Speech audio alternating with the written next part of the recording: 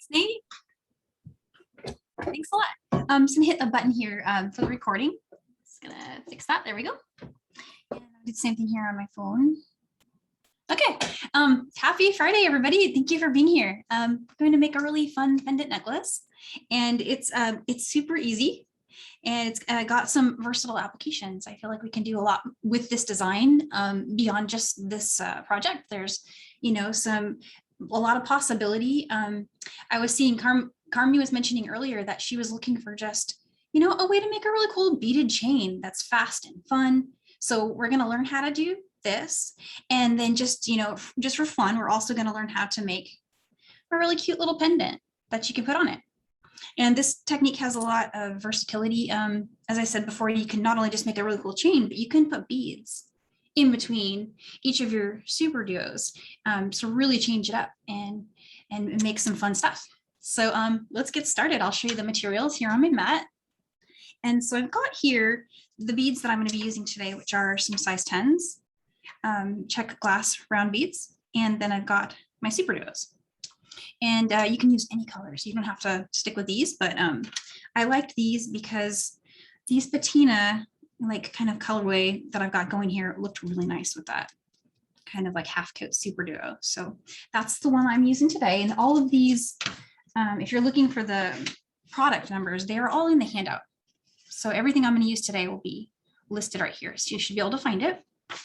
You know, you just put those into like the app or the website and they come up, but the discs look like this. They're from the Strung Wall and they're really pretty. Even by themselves, they're just gorgeous. And I have actually been borrowing the jump rings from this strand to do, you know, my lobster claw attachment. So there's that. And I don't have them still on the strand right now, but the Cowrie shells, they look like these. And they come on, you know, on the Strung Wall again. And let's see what else. So for findings, I am using some clamshells.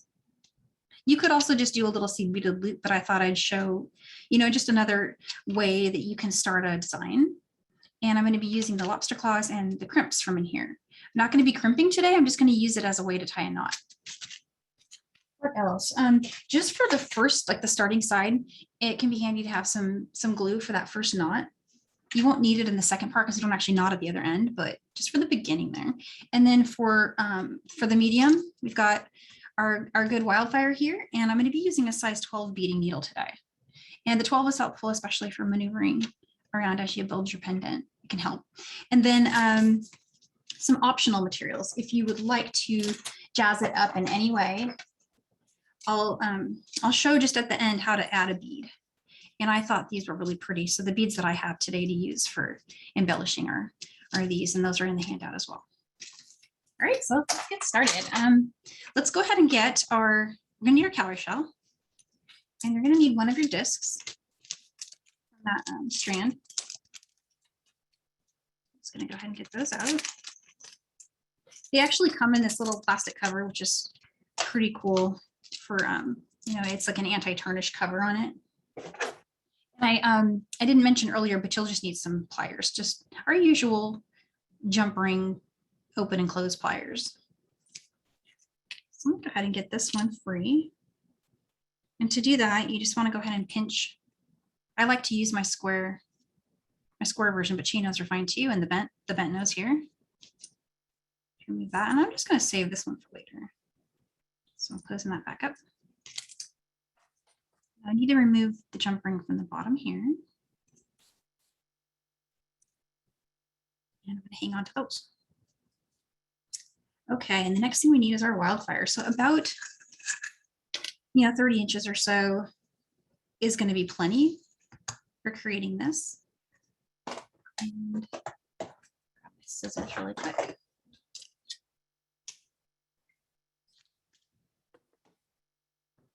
And so to help with the size 12 beading needles, they can be a little tricky to string. So one way that you can make that a little easier is to flatten one side, the side that you're going to thread through your needle, just flatten it a little bit with your pliers, and you'll get a little bit easier to thread flattened surface there. And it should go right through. Nope. problem there. And then just bring it down 5 to 7 inches, fold it over, and work this with a single strand. So I'm going to get my size 10 seed beads out.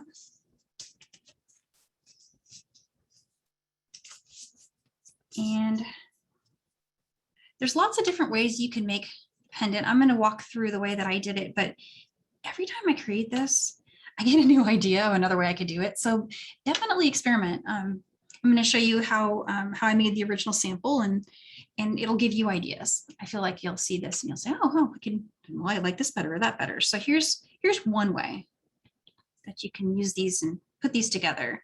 Leave about, maybe 7 inches here to weave in. You won't need much, but we will need a little bit of a tail to work with at the end. And if you want to get it out of the way, you can kind of use Wildfire's ability to remember a bend. Just bend it down a little bit. And I'm going to pick up 2 of the size 10s. And then go through the bottom of the cowrie shell. Now, so top and bottom. I decided just arbitrarily that this was the bottom and this was the top. I don't think that's set in stone, and I do believe it would work. My decision for making this the bottom was because there's a little bit of a larger, like 3D relief on this side. So I thought with the seed beads coming up and over, that looked neat. But you can swap that. I believe it will still work either way. So there's the 2, and there's the shell. Now I'm going to fill the inside. And what I found with size 10 seed beads is that about 8 worked to fill the inside here. I'm just going to pick up these 8. And if that number, when you're stringing it, if your shell is just maybe a little different and more or less works for you, go ahead and play with that. That's not critical. But there's 8. And then coming up through the top of the shell there. And it should just kind of sit just like that. Make sure my camera's good so you guys can see what I'm doing here. I'm just going to show you the inside. And see, they're just kind of hanging out there. I'll lay that down and picking up 2 more. And then it's coming down through the front to the back of the pendant with that little disc there. Okay, so there's step 1. And that's from the back, what you'll see on the back. And there's the front. So it's just, it's loose right now. I keep tightening it. But what I'm going to do next is I'm going to pick up 4 of these size 10s. And again, these counts are not set in stone. Just play with it if you want a different look. But what I'm creating right now is a bail for our chain to go through. So I've got these 4. I'm just bringing them down. Now I'm just going to go through the shell and the first 5 beads on the inside. This is a little tricky, but stick with me here. I'm jumping over and I'm going to go through the cowrie shell and the first 5 beads that are inside of it. And you can see them. See, I've gone through 4 and then I believe that's 5. I'm going to just count really quick. There's 1, 2, 3, 4, 5. So yeah, we've got 5 on the inside and I'm skipping the bottom 3. And when you do this, go ahead and push down on your shell so it doesn't wiggle around a lot on you. And you pull. So there's our bail. And everything's still loose, but don't worry too much about that yet. But that little spot there is where we're going to run our chain through. Okay. So this is the embellishment part.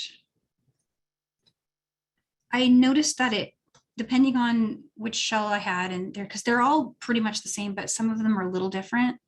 But it's really pretty to have maybe 6 or 7 jumping from here over the shell and then going through the bottom. So 3, 4, I'm going to start with 6 and see how it looks.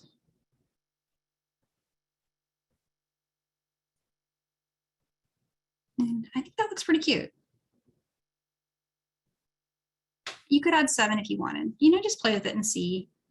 And then go ahead and go through both of these.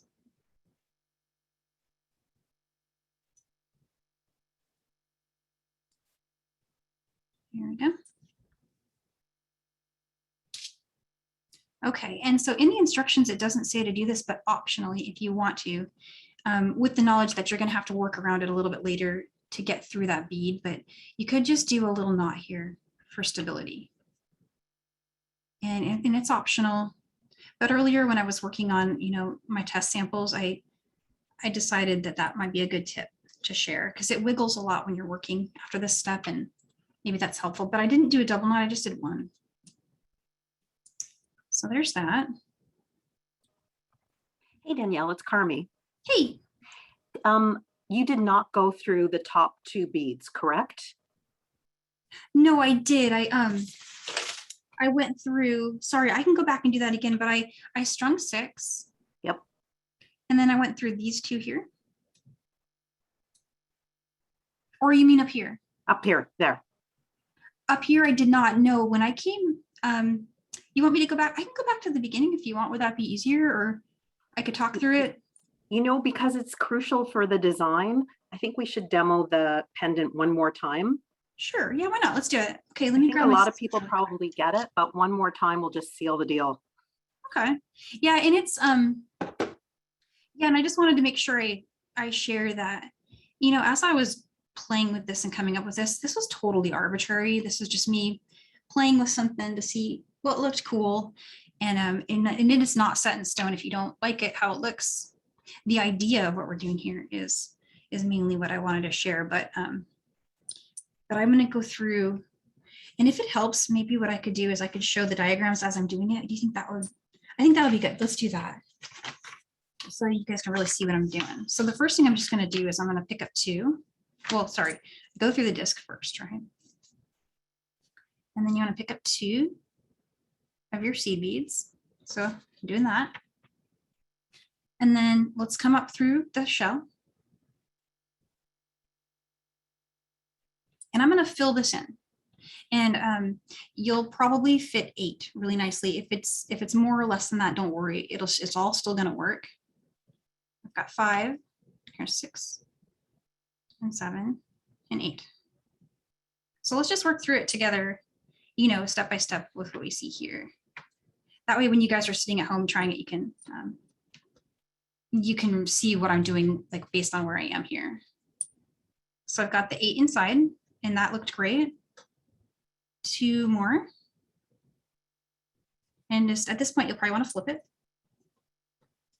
Go through the disc here. Okay, so that's our diagram 1 complete.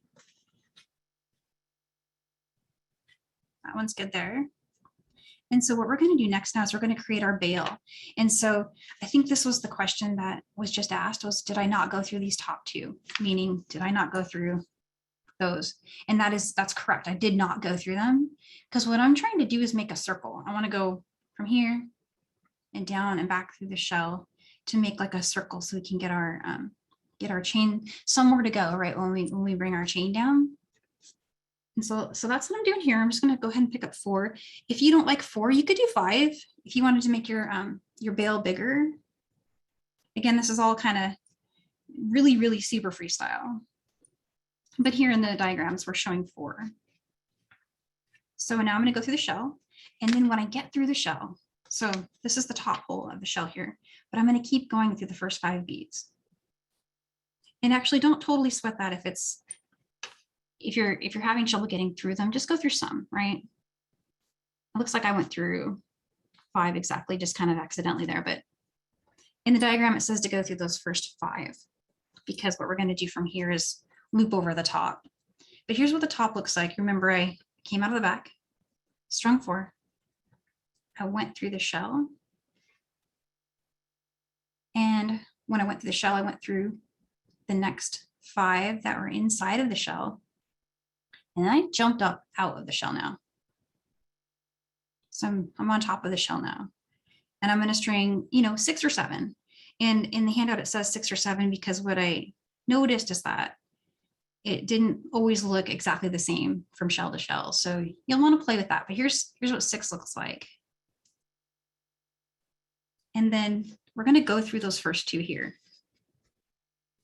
Sorry, the bottom 2. So here's the bottom 2 that we strung in the very, very beginning. And then we're going to keep going through the disc, right? Sorry, I hope I'm staying on camera. I keep moving over there for some reason. No, I'm doing that. Okay, and when you do that, there's our step one, and what you have is, you know, that little embellishment coming over, and I do have a little gap there. I want to make sure I show that. See this little, this is where you might like having 7 more, because then it would really touch. See, it's coming over here. You could have 1 more and it would look even cooler. Let me show that really quick. We're getting into the realm of extreme style here, but I think it's worth showing. So here's 1 more.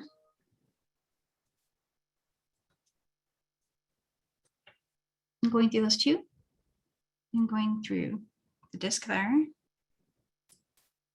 Okay. And that looks even more full. Like, see how it's kind of like just dancing over the bottom there. I was going for, you know, motion, like a, what's the word? Like a, making it curve really pretty, like an ocean look. And so here's where optionally, if you wanted to stabilize everything now, there's a little spot later where we have to go through that bead again. So the knot isn't amazingly great to have there, but it does help. It does help it hold steady. So if you feel free to knot there if you like, and you can have that little note right here.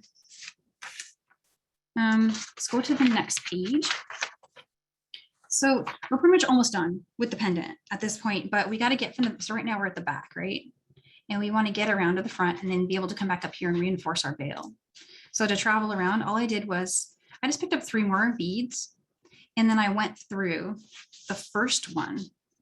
And again, don't get hung up on this too badly, because it's just, you can decide kind of where to come up and go through based on how the look of how, you know, that you like. So let me show you what I mean by that. From where I am here, and by the way, this totally looks cute even by itself. So you don't even have to do this next part unless you like it too. But I wanted it to kind of, this one kind of comes over.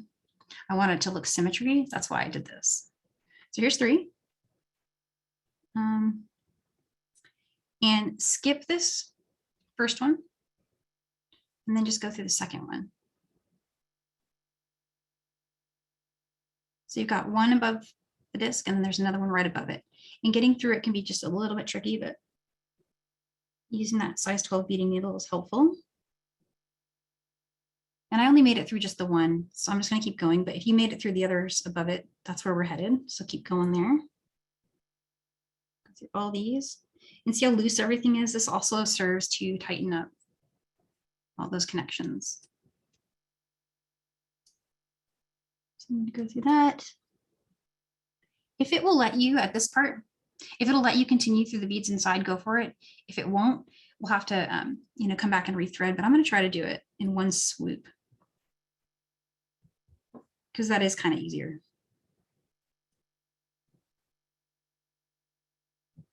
All right. I made it. So now I'm on the top of the cowrie shell. You guys can see that there. I hope it's clear. If you're getting loose down here, go ahead and tighten your tail. It'll get a lot tighter when we weave in that. And I'm just going to reinforce the bail, going through all 4 of those beads. So these are the ones on the top, right? That's 4. Come around the back, going through the 2 at the back. Now I'm going to go in the shell, and at this point, it doesn't really matter where I go. I'm just weaving in, right? So my goal is to tighten everything up without my thread showing.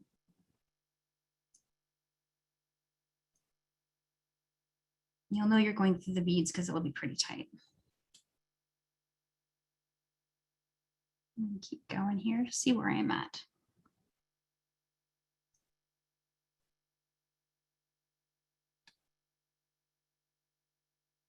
I like so much bead weaving. The part of weaving in actually takes longer than, you know, the beginning part of your design, but it's kind of crucial. So now I'm going to go through the front here. All right, and now I've met up with my tail again, the tail we started with. So I went through these 3, and here's my tail here. Let's go ahead and knot that again, just for stability. And again, that's not spelled out in the handout, but I'm knotting, you guys. And I almost never knot, but in this case, why not, right? It kind of makes everything just a little bit easier. So once you've done a knot, you don't want to trim right next to a knot. If you trim next to your knots, they have the tendency to come undone.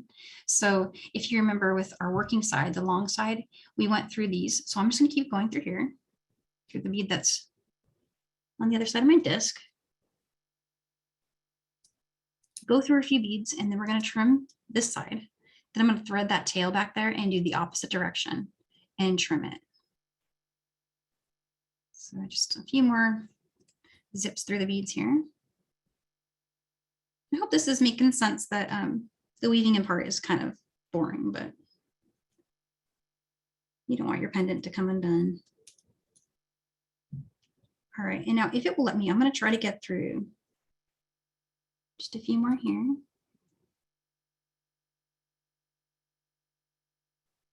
And wherever I end up exiting, hurrah, I'm going to cut there. Looks like that's where I ended up right here. Scissors, I'm going to put some tension on it.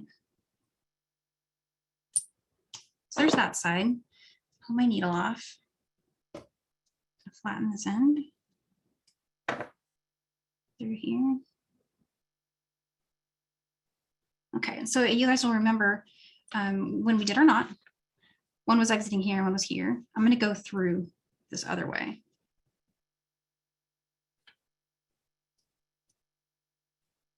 Where am I? I'm right here. I'm not going to go as far through the beads this time. Just follow in our path. You know, the same path we had before. If it's tight, use your pliers. How does that look? Pretty good. Okay, so I'm going to trim that. And there's our pendant. Super easy and also super customizable. So any parts of that, any of the counts that you want to change up, maybe you want to put something different than a shell on the front of your patina disc. You know, there's so much you could do. Danielle, sidebar agrees. It looks great. We love it. And, you know, I appreciate all the effort you made. It might be a small pendant, but the way you hid the knots and weaved in your thread, you can imagine if we didn't have a cowrie shell, if we had a button or maybe an old component or something like that, this technique is great to turn a couple pieces into one solid pendant. Oh yeah, yeah, it's got so much potential. And Danielle, you already created a bail. So one less finding to purchase because it's already in place. Exactly, yeah, anytime we can use a seed bead to create a finding, that's always a win. So it's kind of small. And that's, you know, we used 4 seed beads to make that circle. This, I'm gonna grab my needle just so I make sure that I'm explaining it well, but what we did is we created that little loop there. So that's where we're gonna run our chain through when we get to the chain part done. But yeah, so that's just one way you could create a cool pendant. And so now what we're gonna do next, and this part is, it's not tricky, but it's weird. So I'm gonna just show the diagram. I'm gonna use a clamshell finding in a kind of unusual way. I'm gonna take the clamshell and then I'm gonna make a knot with a crimp because the Wildfire thread, you know, it's thick thread, but it's not thick enough that a knot would not pull through that hole. So here's what we're gonna do. I'm gonna grab some thread. I had a pre-cut one here, but it fell. Grab that.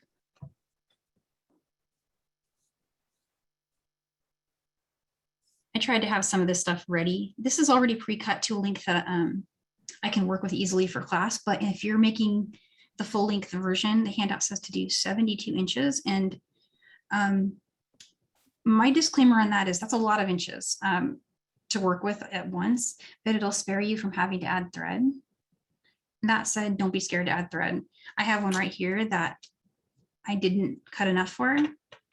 And when we get to the end, I'm hoping I have a few minutes to show adding thread in case you want to make a super long chain, you know, and so we'll cover that. So don't sweat that. And the 72 inches, if you do cut that much, just make sure you pull this through far enough and fold it down so that you have a shorter working length. So you're not like doing like, you know, crazy thread pulls and getting lots of tangles and knots. And mine's pretty long here, but it's not quite the 72 inches that the handout talks about, just a little shorter. Okay, so all that info there. This is the crimp. Where did I get that crimp? I got it from here.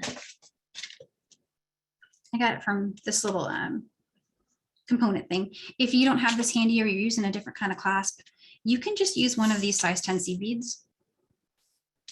That'll work fine too. The reason I went with a crimp instead of a seed bead is because we are going to close the clamshell on top of it. The clamshell is plenty big to fit a seed bead in, but if it was to settle kind of like toward the bottom and you closed it, there's that very slight chance you could crack the glass bead. So that's why I thought, let's just make it totally fail proof and we'll use a crimp, because if you squish a crimp, what happens? Well, we squished a crimp. We're supposed to squish those, right? So that's okay. You don't want to break your threads, so it something you'd want to do, you know, in a controlled way. So here's 1, 2. I'm just doing a double knot with my crimp there. And I am going to have to trim that later, really close to my knot. So just on this starting side, if you have it handy, some glue would be a good idea to use. And just a tiny little drop will do. You don't need much. There's that. And if you're ever working with this glue and you're having trouble getting the little needle back in there, it can help to put your hands together. See how I'm using my hands to stabilize each other to get that to go? That's a really a good tip for getting that glue put back together. So now I've got a little glued double knot on the crimp. Sorry, can't see that. On the crimp. That's pretty good there. I'm going to go through. And you could always do that gluing step later. I did it now, but I think actually in the handout it has you doing it after the step, but either way is okay. Doing it later might be better, as you won't have to go through it with your needle. But it's a big crimp, so it's not going to be a problem. Okay, SuperDuos. I got my SuperDuos out. I got my crimp. I went through my clamshell finding, Pac-Man side. And don't worry about it being loose right now. I'm going to pick up one of the SuperDuo beads.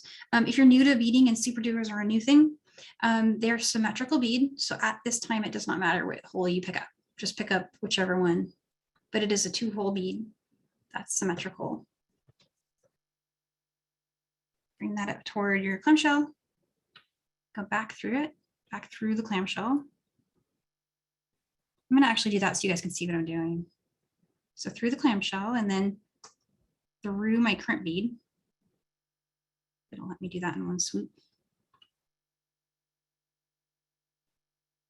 And typically I'd be doing that inside the clamshell, but I pulled it out so you guys could see it.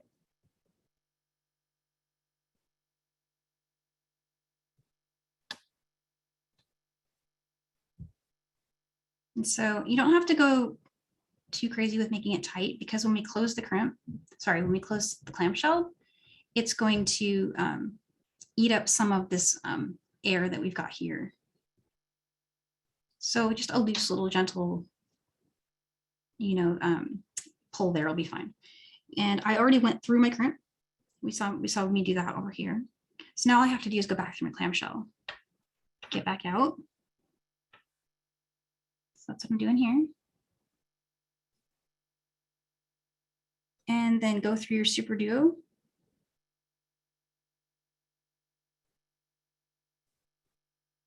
Oops, there we go. Okay. And so that step is done. We've got a pretty good attachment here. And now you remember how these beads have 2 holes? And we're going to go ahead and jump to the next hole, the open one here at the top. So through that one. And now the fun part, ladder stitching. And this is I know this is the part everyone is really wanting to see, but I'm going to start joining all of these. And if you've taken any of our classes that start with brick stitch, like we did some pendants and we did a fringe earring design, where that first row of brick stitch is actually ladder, That's all we're doing here. We're laddering, but we're laddering with a 2-hole bead. This technique works with more than just SuperDuos. This works with Tilas. This works with, you know, many 2-hole beads. And I would just say, if you're not sure and you want to try it, just try it. You'll be really surprised. But here's what you do. You pick up one side, doesn't matter which side. And let's see, I brought my thread, brought it with me there, sorry. So you pick up one side, and now our thread is exiting on this side, right? So I want to come in through this way, through that hole here.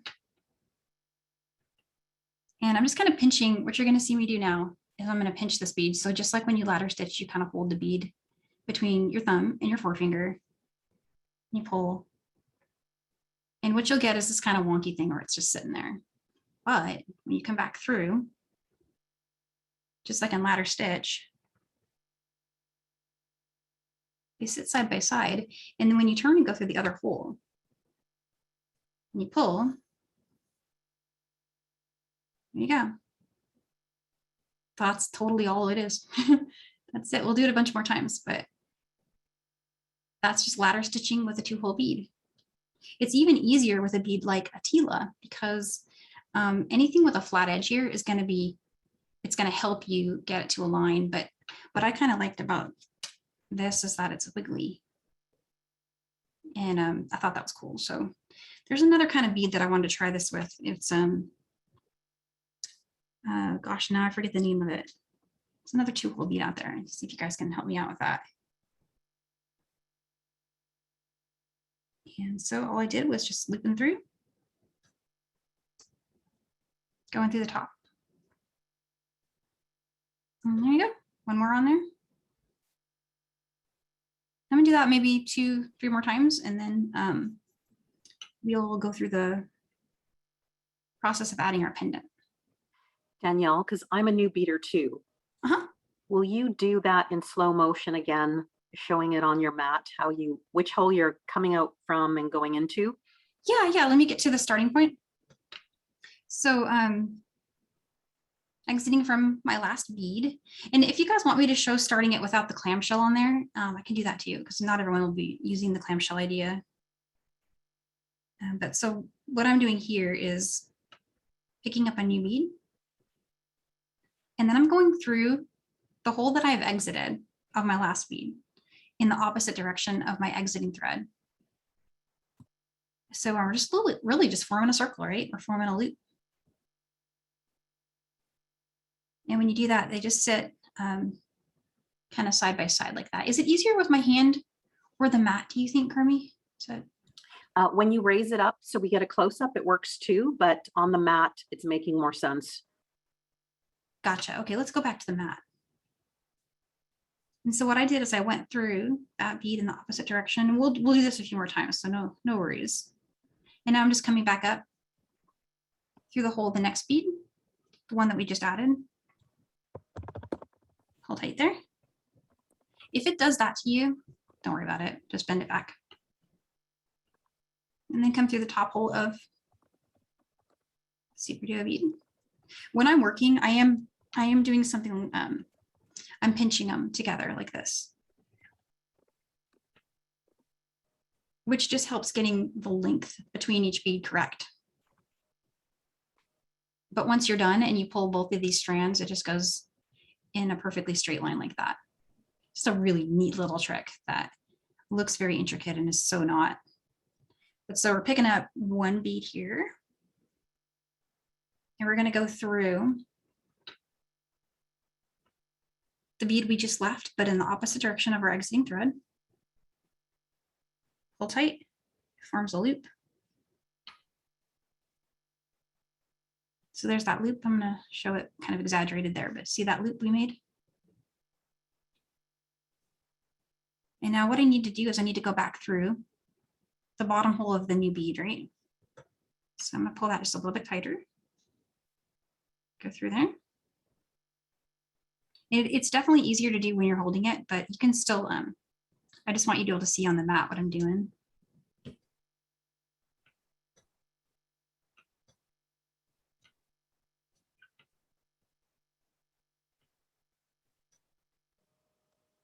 And there's the loop again.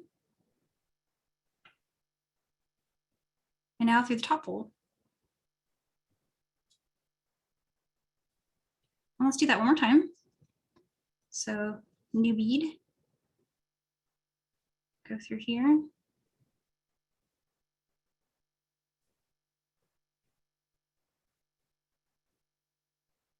And pull tight. And so you can straighten it out if you want. You don't actually have to, because it'll do it on it automatically as you give it tension. Just going through here.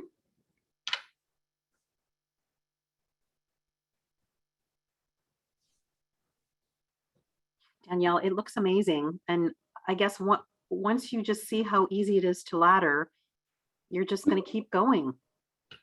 Yeah. And then if you're getting gaps, like, so when I did it on the mat, it was hard for me to get my tension right. The tension's a little bit practiced, just like when you're laddering, it's the same thing. You get better at it the more you do it. But this little gap, it's actually kind of easy to fix that. So I was going to show that really quick. If you're getting a gap, go ahead and put your thumb here and just pull. It's gone. And this the sticky, kind of thread, it doesn't have any stretch to it. So that's going to hold itself really nicely over time. And it's also for your project, did you use your whole SuperDuo vial or part of the vial? Let's see. I'm working from a new one today. I was down to like here when I finished the project before. One vial will do the project. I think so, yeah. And I may not have started with a totally full vial the first time because this is my favorite color, so I use it and everything. Perfect, thank you. Yeah, but I definitely think at least one vial will cover your project for sure with extra. I'm gonna throw just maybe a few more on here, and then let's put the pendant on. And then I want to be able to show you guys finishing it really quick. And I'm still hoping to have time to show adding thread, which anyone who's seen any of our classes can totally guess how I'm going to do that. I'm going to follow the same thread path with new thread and then weave my old thread up into the new section after I create it. Same old thing. Like I said earlier when we were chatting, all this kind of a one-trick pony with these things. They look different because I'm changing up the materials. It's the same thing. It's the same thing that I did before. But yeah, so it doesn't look the same, Danielle. It really looks so different and unique. I feel like I'm getting away with something. It's like, oh, I just did the same thing as I did last time, but all we did was change maybe like one material or one size of the bead or something. It can make it look magical to non-beaders. So of course you'd want to make this much longer. You'd want to keep going right to your desired length. But when you get to the point where you're ready to put your pendant on, so what I do when I'm trying to measure out, if it's for me, I'll actually kind of hold this part like behind my neck and then hang it to see where it's falling to decide where I want my pendant to be. If you're making it for someone else, Meredith did a really good tutorial on how to use the necklace design board. And that would be a really great application for this design. You could put that down onto the design board and then look at how it lays and decide how long you want one side to be based on that. Or you could just tape measure it because it is flat. And so lots of potential there. So let's get our pendant. And this is super easy. You're going to pick up two of your seed beads. And remember we made that little loop. I'm going to go through that. And your seed beads will not fit through your loop. They'll just sit like that. Pick up two more and another duo bead. And pull that down. And then, so you know how we went through our duo bead here? We're going to go back through all 4 of the size 10s now. So I went through the first 2, through the bail, through the next 2. And as you're tightening it, a little trick you can do is you can hold the duo bead and just pull it and everything will come into place. Now when you get to the other side of your 10s, remember we exited from one side of the SuperDuo. So same thing as like when we're laddering, we want to go through the opposite side. So the side that thread is not exiting from. So you see my thread over here when I started going through my 410s, it was exiting from this side. I went through the 10s, we looped through the first hole of that duo, and then we went back through all those 10s, and now I'm here. And I want to go through the opposite hole so that it gives it, it makes it sit just like our laddering did. And that like sideways motion. And that right there is how you add a bead. Same exact steps. I added 4 size 10s. But you could do that with an 8mm bead. You could do that with a bugle bead. How cool would a bugle bead be? That would be amazing. I'd put a 10, a bugle, a 10. I need to do that now. I just thought of that. That'll be very cool. It would make it go faster too. So now after you go through your duo, go back through all 4 of your 10s again. The ones that are on, under the bail, and they're through the bail now. So it'll just happen when you go through it. And then go through your duo. Oops, I didn't actually go through it. There we go. So go through the duo bead on that side. Okay. And so there you're attached. And it's not going to slide around on you like a lot of pendant necklaces do. So let's just do a few more ladders on this side so I can show that. Do you want me to add a bead, Carmi? That would, I know we just did it, but just to show like how that looks. If you want to add a bead, yes. Okay. I'm just watching the clock for you. I want to make sure you have time to show closing the clamshell. Exactly. Yeah, for sure. I definitely I'm gonna make sure to cover that. And then of course adding thread if we have time. It'll be tight, but here's one more ladder and then we'll throw a bead on. So there's another laddered piece. And I showed that strand earlier. This is the same beads from that strand. I just have a loose one that I'm working from. So I'm just going to bring that out. Go through my bead. Right. So we exited from the last SuperDuo that we were working with, right? Go through your bead, bring it down. Pick up one more duo bead. Go through that bead. And what I'm going to do here is, remember our thread's exiting this side. I want to go through the opposite direction. And let's grab that duo. Let's pinch it and pull from the side. Tighten everything up a little bit.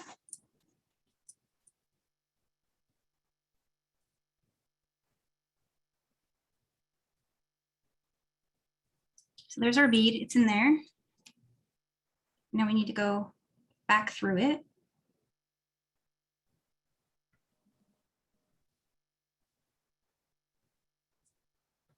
Through SuperDuo bead.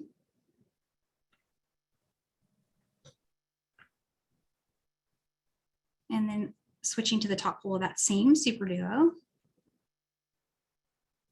And then just start laddering again. You got it. Totally freestyle. You can ladder as many as you want. You can go through as many beads as you want. And that step that I just showed for adding the bead, as I was saying before, it doesn't have to be a bead even. It could be like, a bugle, or it could also be a long chain of seed beads. You can make like ladder a few of the SuperDuos and then go through 10 seed beads and then ladder again afterward. So there's just so much you could do with that one idea of just getting cool. Thank you, Danielle. I think this is a staple. Adding the beads will be something that intermediate beaders will find pretty easy. I think a lot of us, just looking at the sidebar, just the idea of one long necklace without the beads is actually pretty favorable too, because the beads look beautiful the way you've laddered them. They do, yeah. They just go on and on like that. They're so pretty. Because you can use different color SuperDuos, you can do some block coloring, so many options. Block coloring would be amazing. Just all different colors. Can you imagine like a rainbow of it? Oh gosh. I need 3 lifetimes. I'm not kidding. All right, so let's grab a clamshell. I'm gonna finish this one up. You get a lot of these clamshells, guys. These are the gold ones. When we did our class last week, I was showing the silver. This is the gold version. Lots of them in this one little packet. We need another crimp. Pull out a crimp here. Oops, or you know, a bunch of crimps. It's all good. There we go. Okay. So this part's super easy. We go up through our clamshell, but we're going to go through the, remember before we went through the Pac-Man side? Well, now we need to go through the closed side because we want the open part to be at the top. Go through and bring that down. You pick up that crimp bead.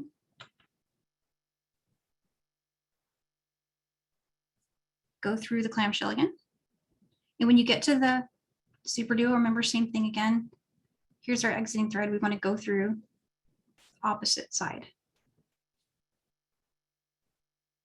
Right? So we want it to lock in place.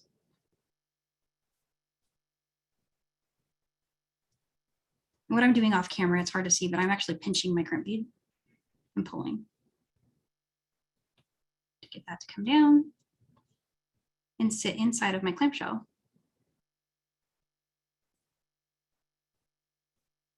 And I've already gone through the duo bead, but what I want to do is reinforce that connection. So to reinforce that, go back up through that clamshell bead. And when you do that, you get one more opportunity to tighten things up. Go through your crimp bead.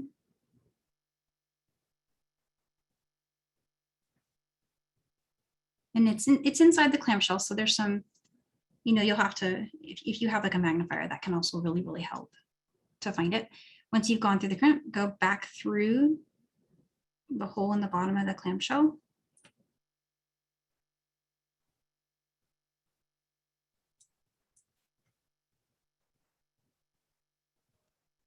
And make sure your loop sits inside the clamshell. It wants to come outside and kind of hug over here. Make sure it actually stays in there. Pull down and go back through the SuperDuo bead. And now we need to just very quickly weave in.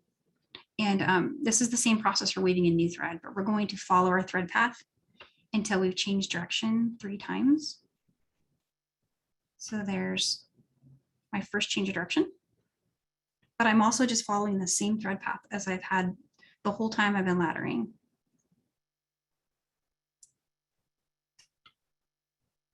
And it can be done pretty quick. And if you're going through a bead, no problem. Go through it. Come up through the SuperDuo bead. Down. And now I'm going to change direction.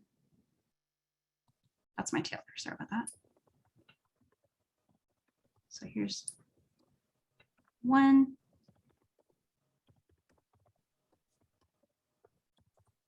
Back up here.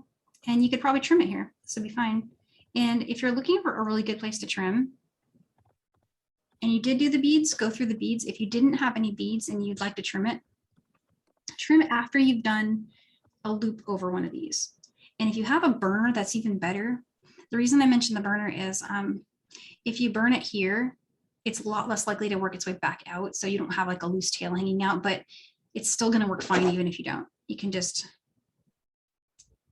trim under tension there. And the tail will just be kind of hanging out there. All right, and so now you've got all your stuff woven in. Remember back here at the start, we left that little tail. Go ahead and trim that. Trim it so that it's short enough to sit inside the clamshell. And remember, we put a dot of glue on it, so you don't have to sweat it being, you know, too close, but just get it kind of close as you can. And then bring out your pliers.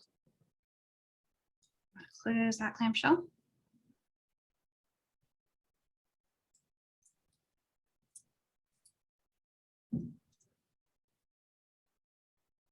There's that. And then let's see where my other little plier set is. Round nose pliers for this part. These are little tabs that are on the top of your clamshells. They look like a little hook. We want to close them to make a loop. And it's that easy. You just roll them closed into a circle. And do the same thing on my start side. Roll that. All right, and then super quick, throw a jump ring on it. So I had a bunch of jump rings left when I pulled off of the patina discs, so I'm just using those. And I've got my square nose pliers coming back. and my bent nose pliers. This jump ring was already opened. We did a lateral motion to open it.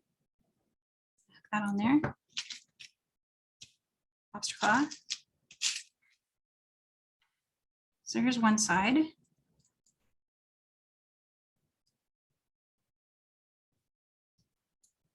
And I had all these left over from those patina discs. And what I had done before class is I just put them all together to make a little extender chain. And so that's what you're seeing here is a little extender chain I made. The thing about the strung wall is everything comes with all these extra little jump rings. And you can use those for your designs. So I always save all that stuff. And that's cool. Very short version, but kind of like a keychain version with the necklace right there. And we have 6 minutes to spare. Woohoo! We did it. It's a lot to cover. It's a lot of stuff to cover in 1 hour, but I'm always amazed when we get there. Danielle, do you want to try? Do you want to try and show the adding thread? I can, yeah, sure. You bring that over. So what I have here is one that I was working on earlier. And I started it the same way, you know, we did our little piece of glue and all that. I got to about here and then I started running short. And I probably should have left myself a little more to work with. So don't be like me, leave yourself a little more than that. Get a new strand, thread your needle, do all that. And come back here somewhere, right? It does not matter what side you come in on. We're gonna do that same stitch path, the laddering stitch path to meet it. This might even be too far back. We could go a little closer. It's kind of arbitrary. Just whatever you're comfortable with. Leave a tiny little tail, and we're gonna do the same little trick that we do with a lot of our weaving in, where we want to see when that tail stops moving when we pull. So it's testing it one time. All I did was loop through the SuperDuo in a circle, right? Go, still moving. Let's come up here.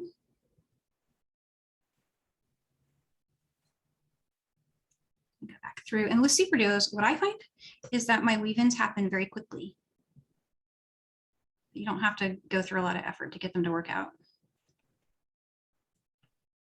Let's test it now.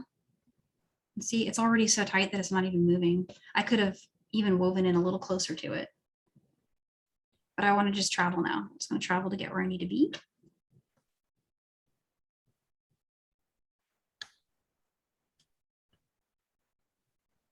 So all I'm doing is just going back and forth. If I still was trying to weave in, I might change direction, you know, loop around.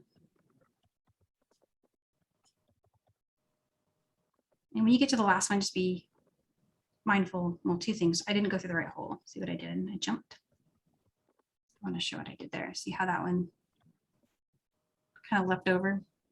I just wasn't paying attention. I need to get that one come back out.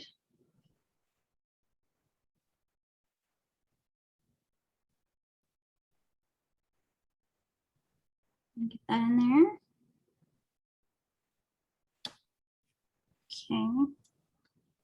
Where am I? I'm here.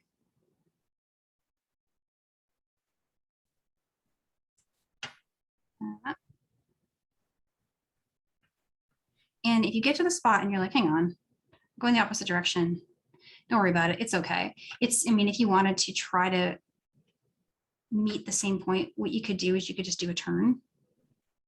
But it's going to work no matter which side you're exiting from.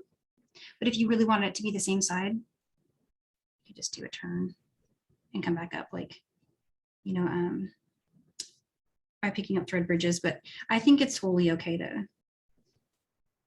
just do that. So there, I've got a pretty good weave in there. I can trim this one now. Trim that, hold that one. And then you start laddering, make at least 3, maybe 4, and then take that old thread and do the same thing again, weaving it up into the new ones that you just added. That way you can make a super long chain and not have to worry about adding, you know, cutting a super long piece of wildfire.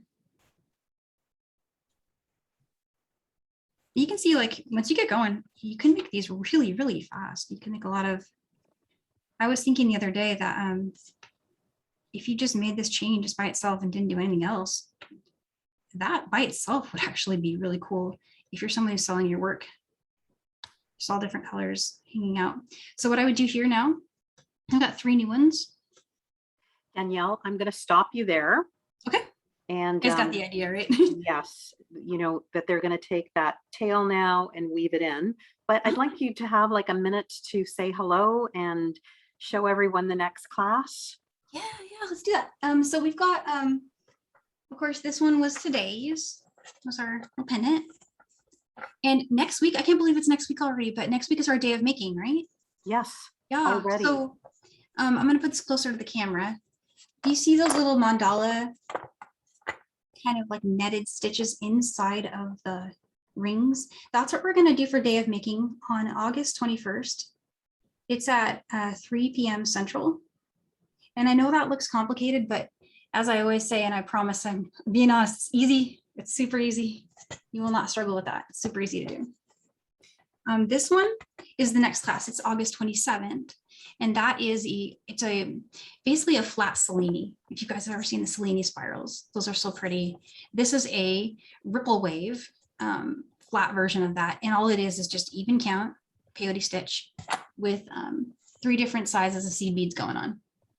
And again, it's easy. So yeah, those are our classes coming up. And if you're having trouble finding that one, it's in the workshop section. It's called premium classes. That's what it's called. Yeah, thank you. I've forgotten I'm still learning all the terms. So yeah, that's what we have coming up. And then I can't wait to show you guys September because I'm excited about September too. So soon. All right. Thank you guys so much for being here. And I'm wishing you a great weekend. Have a great weekend and a happy rest of your Friday.